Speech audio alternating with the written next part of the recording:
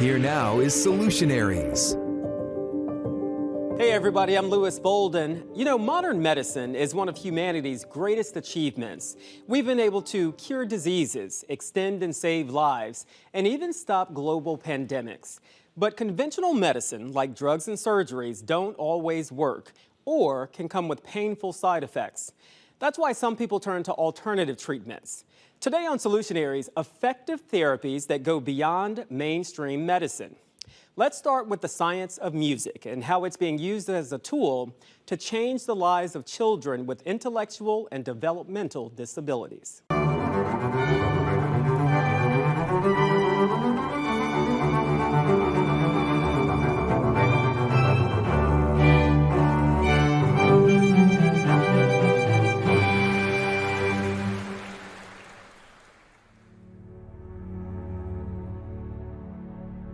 Let's talk.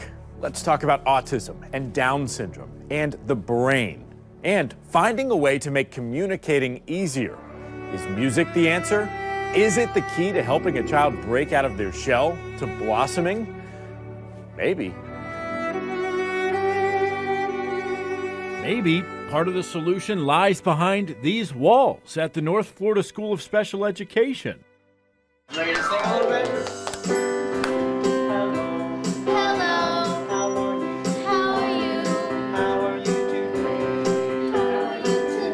Music definitely just gives students a chance to be who they are, be who they're meant to be. What's up, buddy? Express themselves in a way that is really just remarkable.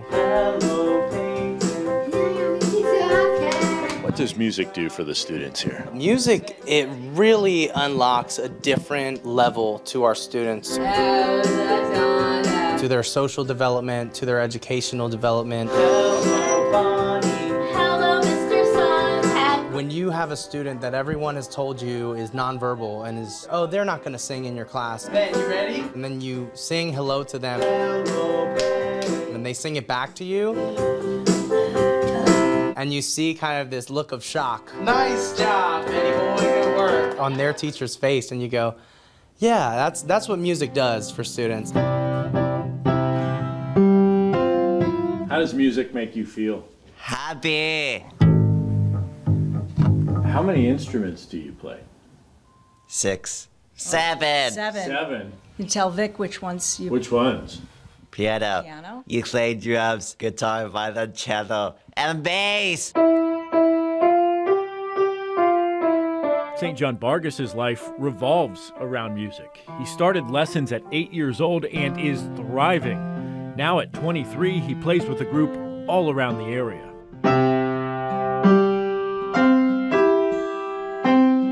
How has it helped him? I think it's an equal playing field in terms of playing music. The fact that he's able to read music, he's just like any other kid. He has to practice.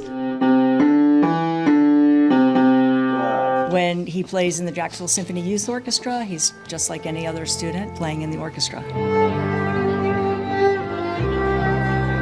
It's an opportunity to be seen just doing what he loves to do, playing music, and that he is just like any other musician, and hopefully the world will be able to see that. But why? What can music do that no other form of education can? What makes it so special and effective? In our students with autism, there's this bundle of axons, which is called the arcuate fasciculus, and it connects the two sides of the brain. Okay, so on the one side of the brain you have melody, and on the other side you have rhythm and speech development. So with music you have both of those things, and so you get kind of double bang for your buck. I don't want to get up on stage, to perform, but our students do. It's a level of confidence that increases. It's a level of fluidity in their speech that changes. Music is the foundation in that change. Everybody? And how could we forget emotion? This school plays to that by bringing in orchestras. You guys are going to get a chance to string together a few different emotions or musical fragments to explore how you can create music that conveys many different emotions. How many of you have ever felt this emotion? Angry! All right, let's hear what angry sounds like. This is really cool because, look, he's got a gym full of kids. They're all up there, and the orchestra has their undivided attention. That's hard to do. The shy ones still engage. Seems to help the shy ones come out. And the ones that aren't shy are just fabulous. They just have a ball. So much fun. Yeah, they're having a great time.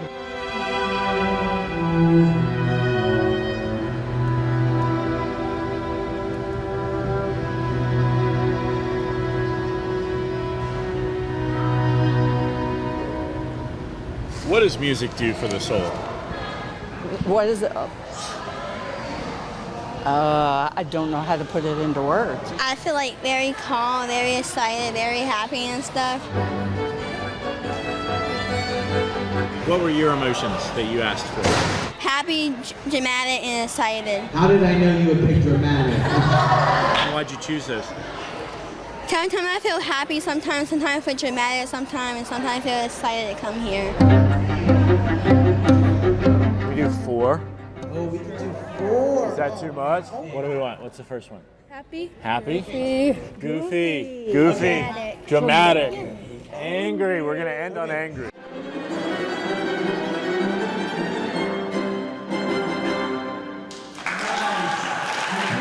Is it a solution to some of the things they're dealing with? I think it's the beginning of a solution. I think that if you look at our families, our parents who have to take their students to all these different therapies, speech therapy, physical therapy, occupational therapy, music therapy is something that you can engage in. Your chin is down, but your eyes are forward. Breathing in and sing do. Some of these kids really break out of their shell. Absolutely, absolutely. Let's go. Is that all you got? Mi, fa, sol, la. Come on. Ti, do.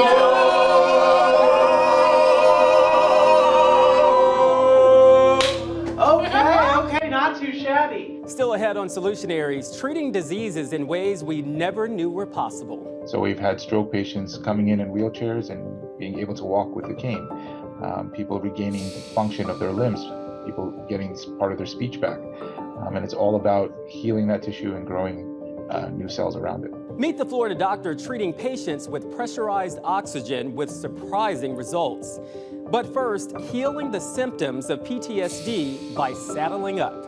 Stay with us as we explore more life-saving solutions. Welcome back to Solutionaries, a show where we look at life's biggest problems and bring you the people working to solve them. Today, therapies that work when mainstream medicine does not. Before the break, we showed you how music is helping kids on the autism spectrum use their voices to learn and communicate. When it comes to treating symptoms of PTSD, some veterans are reclaiming happiness in the saddle. I was in the United States Navy. I was a Navy corpsman with 3rd Marines out of Kaneohe Bay, Hawaii. I did my tour to Afghanistan in 2007, 2008 to the Peshawar Valley and the Korangal Valley. And you have to finish the mission, and that mission is getting home. The mission was complete, and Holbrook was home, but his trauma followed him. PTSD will do to some veterans, myself, that what it did to me was made me want to isolate and say no to everything, because I was in my bubble, I was in my comfort zone, and I didn't want to say yes to anything. So with Samplify and the America's Fund, is what they did was found something that veterans can use to help come back as a group, come back and be around like-minded veterans. Colonel John Mayer tells me the impact the program has had. This really is designed to rejuvenate the spirit. A guy gets wounded critically or is injured or has a critical illness, you want to be able to get that spirit back and show them that they still, no matter what their disability is, they still got ability. This program's very unique in that it takes them out to big ranches out west, and they work in support of the rancher as a team, accomplishing a mission for the rancher. And usually it's something like moving cattle into a national forest permit or bringing them out, helping gather and brand their calves every year, and what they're doing now is sorting the cattle for marketing and shipping. I decided to give it a try. I'll be honest, this rookie was pretty nervous, but with some encouragement and trust, I was in control. The horse doesn't care about your past. It doesn't care if you've been blown up. It doesn't care that you're missing an arm or a leg. It doesn't care where you're going. What it cares about is right now, and that's the beauty of horses. I met Richard Carson, a former U.S. Army line medic. He was seriously injured in Afghanistan back in 2010 and eventually learned to walk again using a cane. But in 2017, a terrible car crash left him paralyzed. It was very difficult. I really had no interest in doing a lot of things. Liked to drink a lot. Didn't really want to go out anywhere or do anything. This was his first time on the ranch and his first time getting back on a horse. I've been trying to get back on a horse since the day I broke my neck. I had my own horses beforehand. All I did was ride horses and work, and so for me it was the opportunity to come out here. I didn't know if it was going to work very good or not, but I was like, at least I can try and see where it goes. He did not know any of the other veterans, but placed his trust in them as he was lifted from his chair and safely saddled back into a familiar feeling. It was amazing. It was freeing. It gets me out of the chair doing something. It's getting back to something that I love doing that helped me deal a lot with my PTSD. Carson tells me the real healing begins when you say yes. It doesn't matter what your disability is. If you're interested in something, there's a way to try it. It might not be the same as what you're used to in the past, but there's still a way to participate in that activity and to enjoy it. Equine therapy is available all over the country, not just in Texas. And while it has many benefits, there is no definitive cure for PTSD. But what if we could heal the part of the brain that's traumatized? Solutionaries producer Contrita Scales found a Florida doctor using pressurized oxygen to grow new cells with amazing results.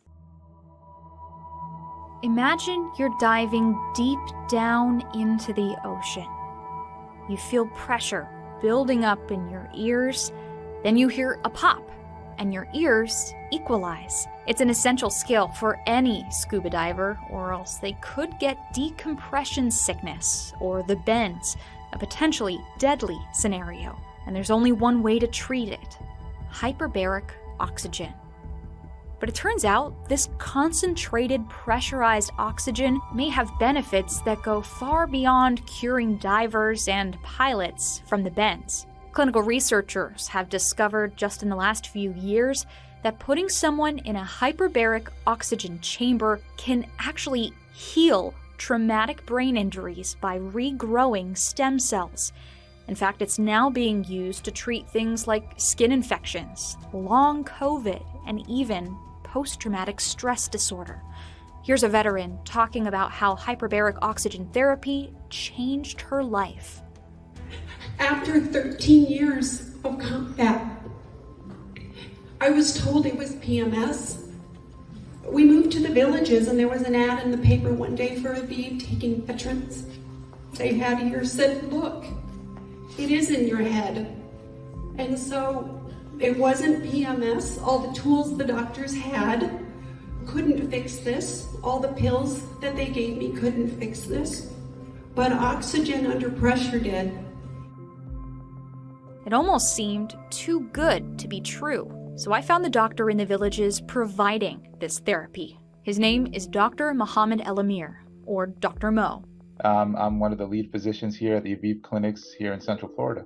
Hyperbaric oxygen therapy has been around for hundreds of years, but he told me Aviv Clinics does it differently. Most hyperbaric chambers are mono chambers, single occupant and lying down in a horizontal tube. The other type of hyperbaric is a multi-place chamber, and that is basically like walking in a large airline cabin where you can walk in. I'm 6'3" and I have plenty of headroom. The chairs are nice and wide, almost like a first-class seat.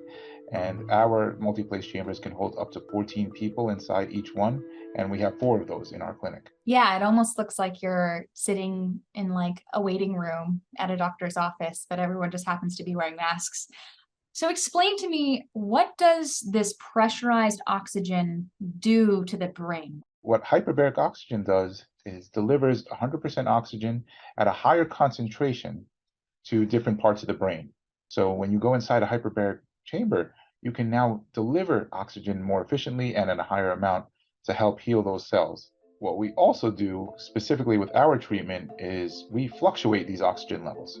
And that fluctuation addresses those other two components of brain injury. In 2019, the Nobel Prize was awarded for a molecule that gets released with this fluctuation protocol. And this molecule stimulates new cell growth. We were taught in medical school that you couldn't grow new cells in the brain, but that's not true. You actually can. And we have ways to show you and prove it, as well as actually do it. For Dr. Mo, this medical breakthrough is personal. His late father, neurologist Dr. Magdi Elamir, suffered a stroke, robbing him of his speech. Watching that process, losing the ability to communicate is a devastating thing. It's almost, some would argue, worse than losing function of a limb. It sent Dr. Mo down a path in search of other ways to help people like his dad. Eventually, that led us to finding Dr. Shai Efrati's research and joining the team here to use hyperbaric oxygen to actually heal the injured cells of the brain. Unfortunately, he passed before I could get him through the treatment, but his experience led me to the research and led me to joining the team here. So we've had stroke patients coming in wheelchairs and being able to walk with a cane, people regaining function of their limbs, people getting part of their speech back.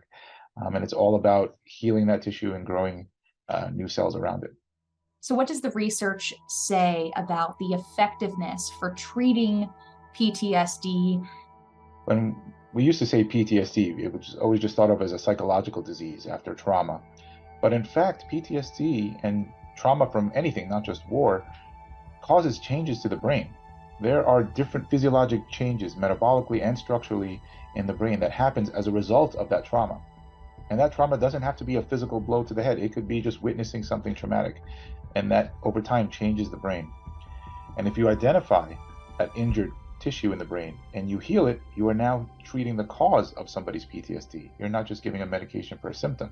When we had our veterans come through, they went through our assessment and we saw in our specialized scans the destruction and changes in different parts of their brain.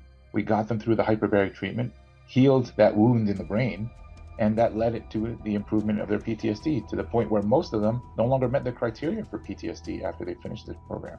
Okay, so it sounds straightforward and promising, but is this a solution for everyone?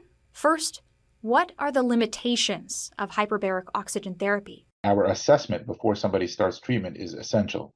Some conditions right off the bat that might disqualify somebody from going in.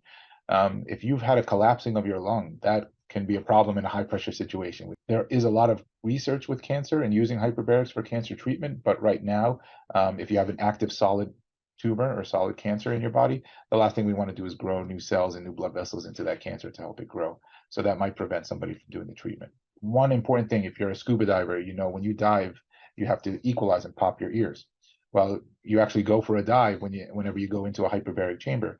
And as we build the pressure up, you have to be able to equalize your ears. And if you can't, or if you have some structural issue with the ears, that might prevent you from doing the treatment. Second, healthcare is expensive. Who can afford this kind of treatment? Like every new treatment, at the beginning, it's going to be costly to a point, but we have different programs. We're working with different organizations, like you mentioned, the American Mighty Warriors, to help our veterans. And we have our own Aviv Cares program for people that can't quite meet some of the financial requirements. They can actually get the treatment for a reduced cost. So far, the Food and Drug Administration has only approved hyperbaric oxygen therapy for certain conditions. So it's important to talk to your healthcare provider before undergoing any treatment. The philosophy here is we're treating the causes of people's conditions. We're not just giving a medication or putting a Band-Aid on it. And if you address the cause, if you address prevention, that is the best thing you can do for yourself. Solutionaries is just getting started. We have covered dozens of topics on News 6 Plus. Just download the app on your smart TV, select Solutionaries, and keep watching. Check out this episode about the cost of owning a pet and learn how food deserts and food swamps impact how much you spend on groceries. I'm your host, Louis Bolden. Thanks for watching.